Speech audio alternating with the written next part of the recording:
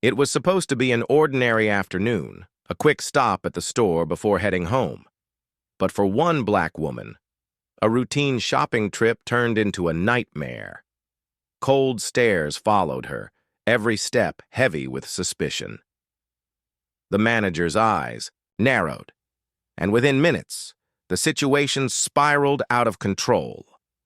Police sirens blared outside, summoned not by crime but by prejudice.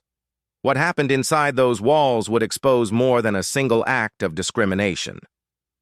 Watch until the end, because justice arrived in a way no one expected. Wait a second.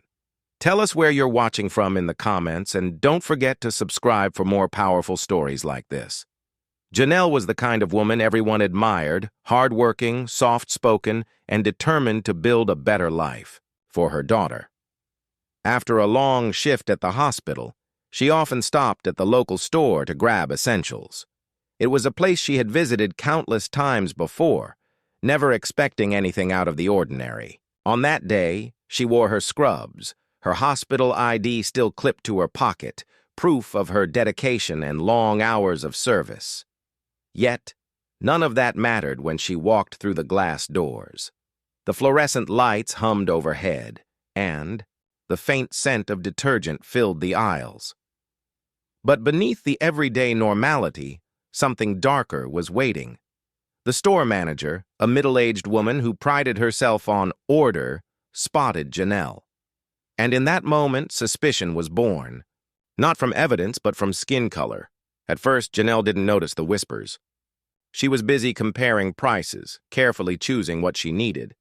But the energy shift was undeniable. The manager hovered nearby, pacing the same aisle, her eyes fixed.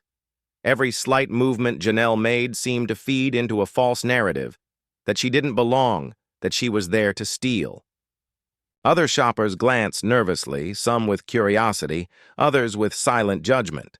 When Janelle headed toward the checkout, her basket half complete, the manager intercepted her path. Without a word, she slipped behind the counter and reached for the phone. Within minutes, the store doors burst open. 2 police officers entered, scanning the room. Janelle froze, her heart sinking. The officers walked straight toward her, guided by the pointing finger of the manager. "Suspicious activity," the manager claimed. That phrase alone was enough to summon authority, sufficient to turn an innocent woman into a suspect. Janelle's cheeks burned with humiliation as customers pulled out their phones, some recording, others whispering. She felt trapped, every eye on her, every second stretching endlessly. She had no idea that what was about to unfold would not only change her life, but would cost the manager everything. The officers demanded that Janelle place her basket down. Her hospital badge glinted under the lights as she raised her hands, trembling but composed. She had done nothing wrong, yet here she stood, accused. One officer leaned closer, eyeing the groceries, bread, milk, and diapers. Nothing unusual, nothing stolen. Silence swept the store as tension tightened the air. Then, one of the officers turned toward the manager, his brow furrowed, his voice sharp. "You called us for this?" The crowd shifted, whispers growing louder. Phones were still recording.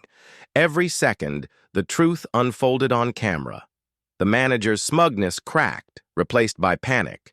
This wasn't just a misunderstanding, it was racial profiling laid bare, and the world was watching.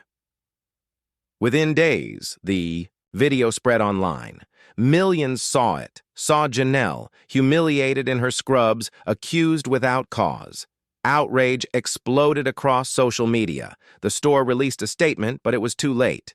The manager was fired, her career shattered not by rumor, but by the truth she created. Janelle returned to her life, but not unchanged. The memory of that day lingered, etched deep.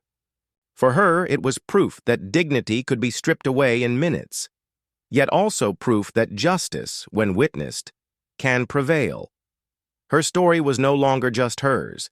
It became a reminder of the prejudice countless others endure.